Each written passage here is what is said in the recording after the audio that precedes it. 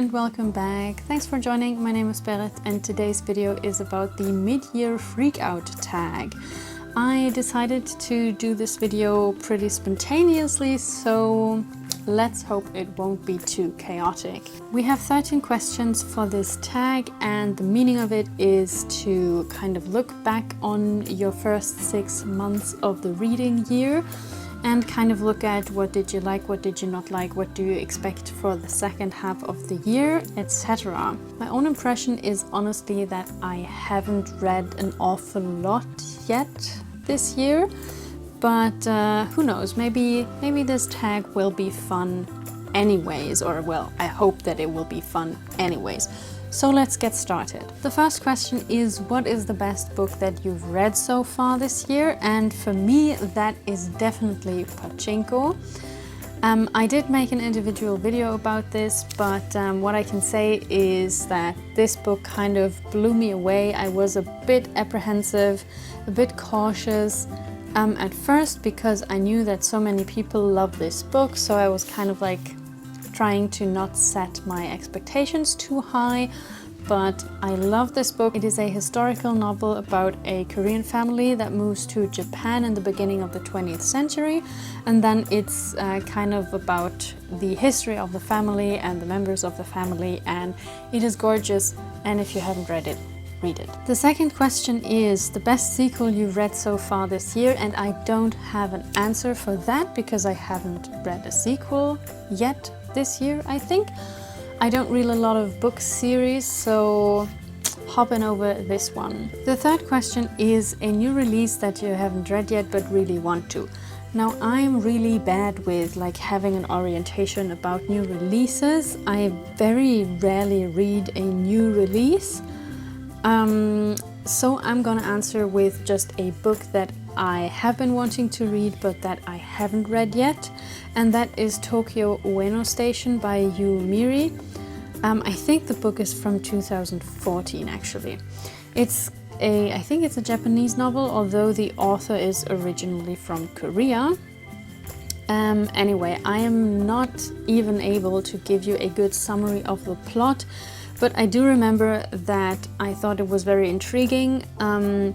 I think it's about, among other things, about the building of some infrastructure for a big sports event in Japan. I don't remember whether it was the Olympics, and I mean the Olympics were in Japan just last year, so I'm not sure if it was the Olympics, but anyway, I did read that the story is told by the ghost of a homeless person, and that was the part that was really intriguing me because I read that it's a lot about Japanese society and stuff like that.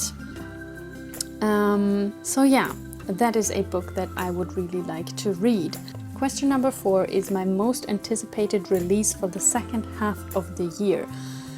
So now I just said a minute ago that I don't have any orientation about new releases, which is still true from a minute ago, but I did a kind of relatively quick search about new releases for translated literature. And I did come upon one book that I would love to read when it comes out, and that is Life Ceremony by Sayaka Murata. That is the author of Convenience Store Woman. And Life Ceremony is a collection of 12 short stories about outsiders or people who don't fit into mainstream society. That is at least what I read on a list from the New York Times about new releases for translated literature. And I think that sounds pretty good. I really like the writing style in Convenience Store Woman, so that is a new release that I would like to read. Question number 5 is my biggest disappointment in terms of reading this year. And I'm not sure, like, I haven't read a book this year that I really didn't like, but for the disappointment I'm gonna go with Essays in Love, which I read for Coreadathon. The book was okay, but it also was not thought-stimulating in ways that I would have liked. It was okay, not more, not less. And I don't know, I think I felt that this was a bit disappointing, kind of. Question number 6 is about my biggest reading surprise so far, and for that I'm gonna go with Roadside Picnic by Arkady and Boris Strugatsky, a Russian 70s science fiction novel. And the reason that it's my biggest surprise is because the book was very different from what I expected. So I had seen the film last year, and then someone recommended the book to me. And when I read it, I realized that the plot and some of the characters and the atmosphere, everything is super different from the film. And I really hadn't expected that. It wasn't a positive or negative surprise, it was just a surprise where I was like, wow, this is very different from what I expected. And I would say that both the film and the book are very good if you like atmospheric 70s sci-fi. So yeah, I was surprised by this one. Number 7 is your favorite new author or an author that's new to you. And I don't tend to have favorite authors, but I guess Yoko Ogawa might be a new favorite. She wrote The Memory Police, and I really liked the narrative style in that one, and I think I would like to read more books by her, because I've seen that she's written a bunch of books that also have been translated to English and also to German. So yeah, I think I would be very intrigued to read more by Yoko Ogawa. Now question 8 is your newest fictional crush, and question 9 is your newest favorite character. And I have an answer to each of the questions. So I have 2 names for those 2 questions, but both names kind of apply to both questions. So, because yeah, they're both kind of a fictional crush, kind of a new favorite character. The first one is Special Agent Pendergast from the book The Relic.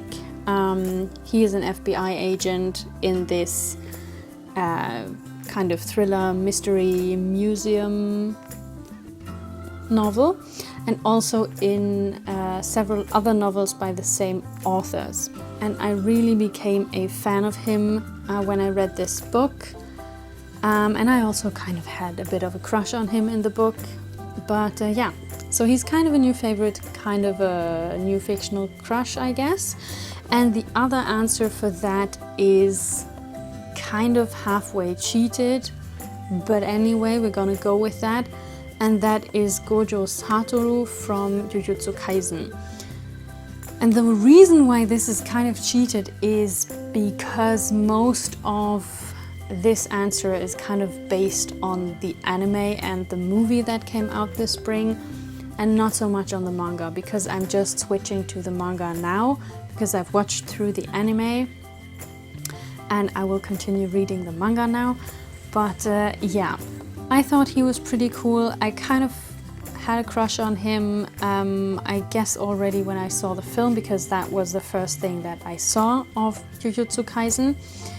But yeah, so Gojo Satoru and Special Agent Pendergast are kind of my answers for both of these questions. Number 10 is a book that made you cry, and for this my answer is again Pachinko. I cried a lot at the end because it was very emotional and because I loved the whole book so much. So yeah, it's a good read. I'm just, mentioning it again here.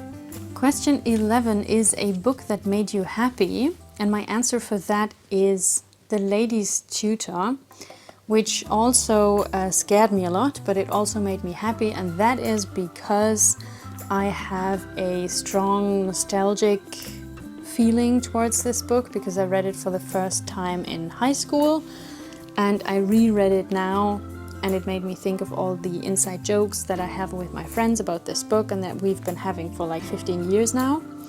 So yeah, The Lady's Tutor is, by the way, a romance slash erotic novel, mostly erotic, actually erotic slash porn, I guess, about Elizabeth, who is in an unhappy marriage and she seeks the help of Ramiel, who is known as the Bastard Sheikh. And in this book, Elizabeth, she's stuck in an unhappy marriage, so she goes to Ramiel to seek guidance in how to learn to please her husband. Yeah. Needless to say, the lessons are pretty sexual, and these lessons kind of create very new marital problems for Elizabeth. And that's all I'm gonna say.